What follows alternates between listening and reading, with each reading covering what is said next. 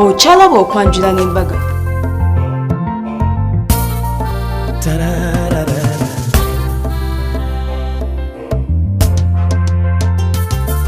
Nkunanika empeta obenga mukyala wange, nsazeewo nsuubiza mpaka bukadde oba kufa.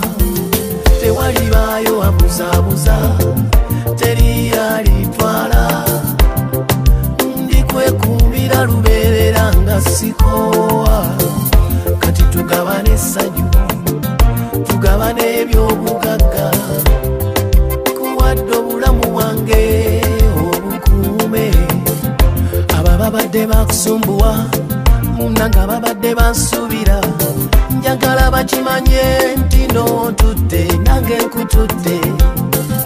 Ekyo kibuuzo ky'obadde ombuuza kati njagala nkyanukule. I do, baby, I do. Ngempete no gyolaba. I do, Baby, baby, I do. ngembage no bandi. I do, baby, I do. Love you. Nkuwadde ekifo ekisooka, omuto nkuwadde kusooka. Ndiba naawe mpaka mpaka. Ndikuyimba ng'oluyimba buli wamu, ndikunyumya ng'emboozi buli wamu. Olinzalira abaana bange, balira bange, naawe oliba wange lubeerera. Onyumidde engoye mugole, olabise bulungi mugole, mugole nange nkwagala. Abo abasuubira buli olwo ne twereka. Mukane bali kubeera ng'oli mu kulaba Delta TV tukole tukwagala nnyo era nga tuli wano eno ku Forest Cottages ndimo n'omwami n'omukyala ba Byamugisha. Byamugisha lirinnya litegeeza ki kuba ndaba nga litegeeza birungi litegeeza ki Litegeeza mikisa. Mikisa Amen. mwe bali kubeera ba mukisa Amina dear. sebo tusaba otweyanjulireko bulungi Kanani Professor Gideon Baguma Byamugisha Semakula. erya Semakula lyava Wa Rugavend mu mutawani wa Katende muzukulu wa Ndugwa. bwompa akawala ako Ng'ebbanja liwedde. akakuwa myaka emeka emabega Myaka 25. nange mwebale nnyo sebo Amina. mukikoze mutya Mukama yatubedde ekisa kya Mukama. Nitulaba ebintu bisatu mu marriage yaffe bitutambuza bulungi. Ekisa, okwagala, omukwano, ate n'essuubi. Bigamba omukyalo ono nandaga ebintu ebyo bisatu.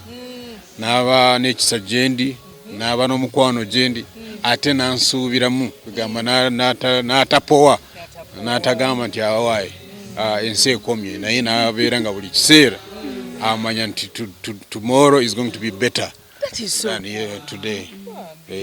Mukyala Byamugisha omwami yatugambye nti ng'omuzaamu essuubi lwaki ayogedde bw'atyo kikoze otya nnyabo Nga Mukama yambedde ate okukkiriza Katonda kirimu ebintu bingi. Okukkiriza Katonda tugamba nti tasobola kukubirayo.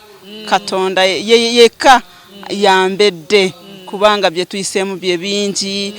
Sharita nakugambye nga tuli mu saluni nekugamba nti bye tuyiseemu bye bingi.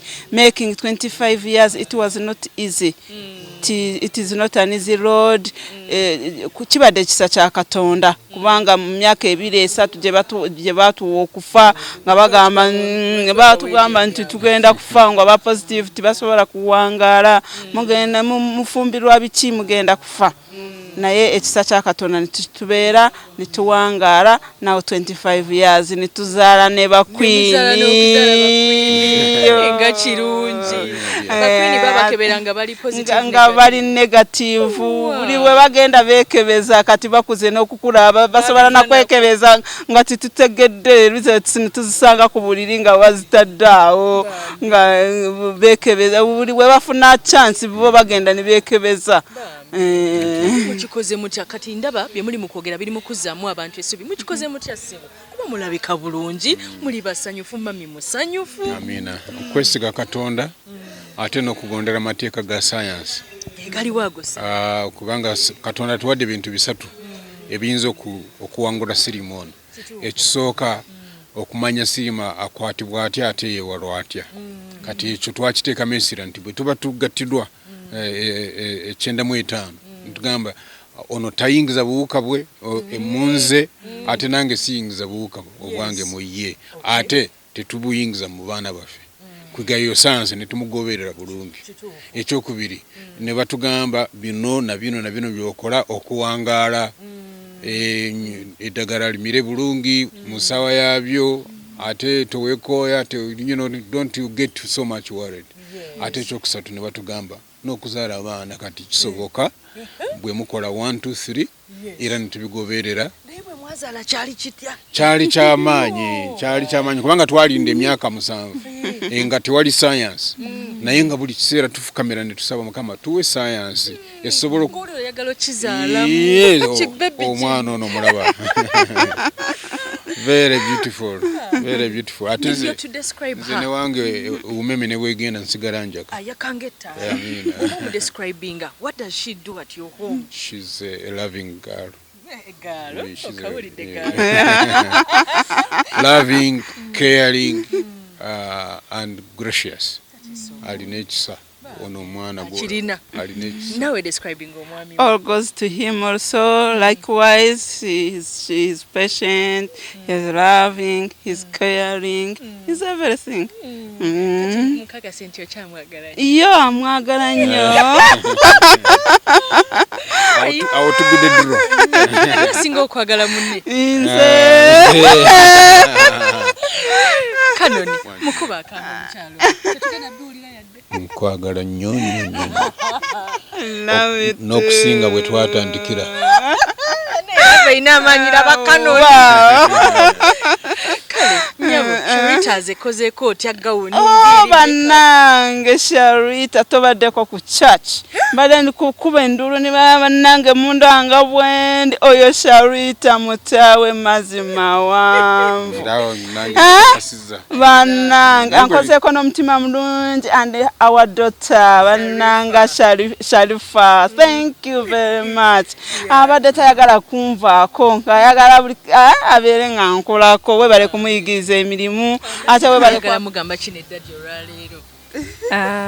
I want to wish them a happy life like they've always been, and let them continue loving each other no matter what, because love is a very strong thing. How do you know that you're young? That is so good, you're intelligent.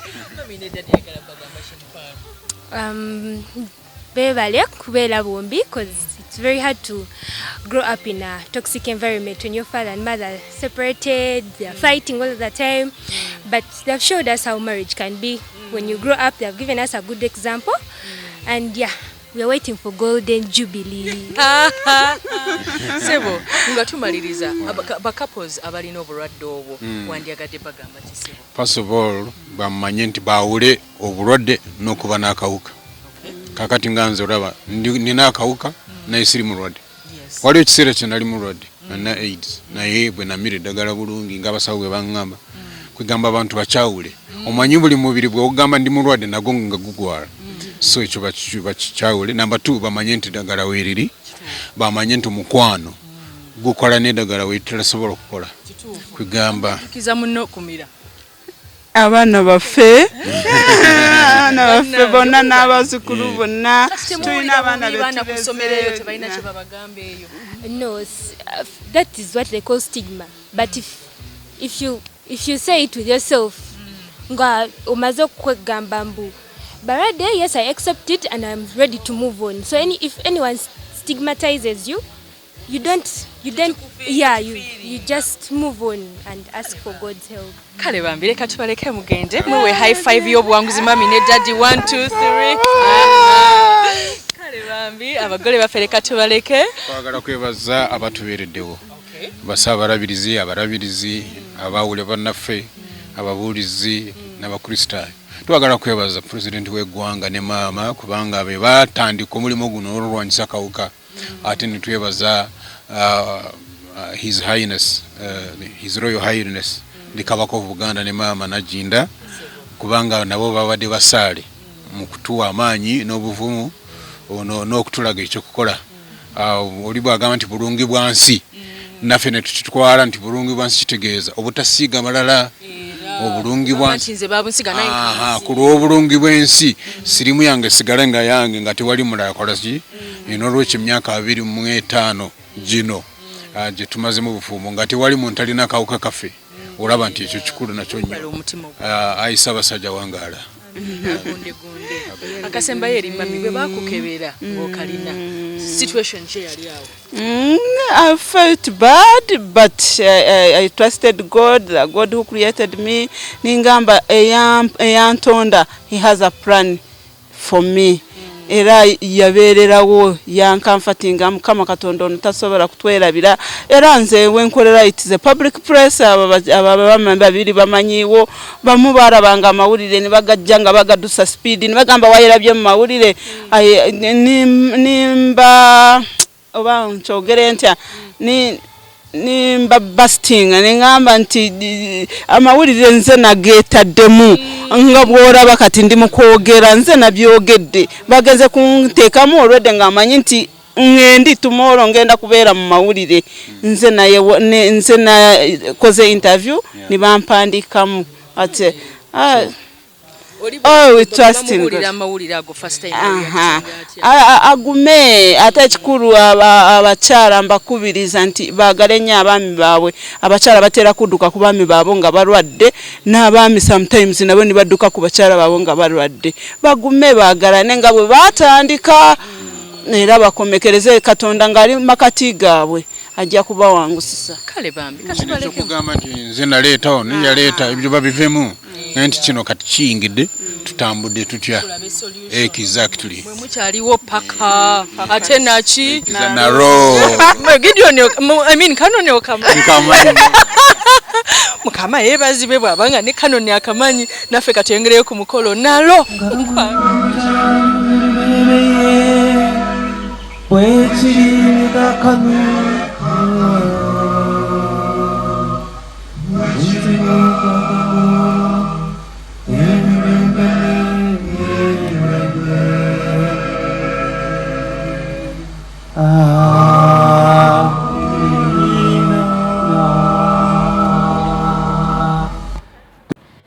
But just correct a bit that I'm not the chairperson for this function. I'm representing Miss Patience Birungi, who is supposed to be speaking. She was the overall coordinator, but amanga onafuna government duty.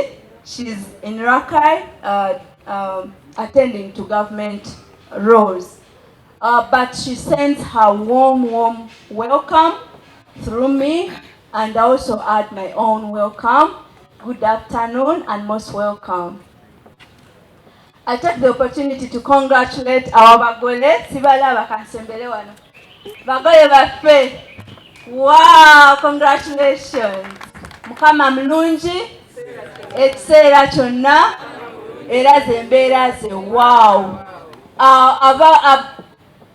Mwena abali wano mukimanyi nti there is reason to celebrate. Mukimanyi. N'abataliwo, even those who are not here, most of you know what we've gone through, what the Bagoles have gone through, but we thank God that finally we are here. I want to congratulate the best man. Wow. I had someone today saying, I wish everybody would have such a best man. What a mama. Kumukologo nota spending. Olina kuteka mbuli chimu. So, thank you. Sijagenda nnyo mundeyo naye but tubeereddewo nnyo Reverend Everett. Thank you so much Reverend Canon Everett. So, tudde nga bwe tugambye mukolo gwa kujaguza kusanyuka. I will not use so many words, but mainly is to thank you. Ochalaba okwanjula n'embaga.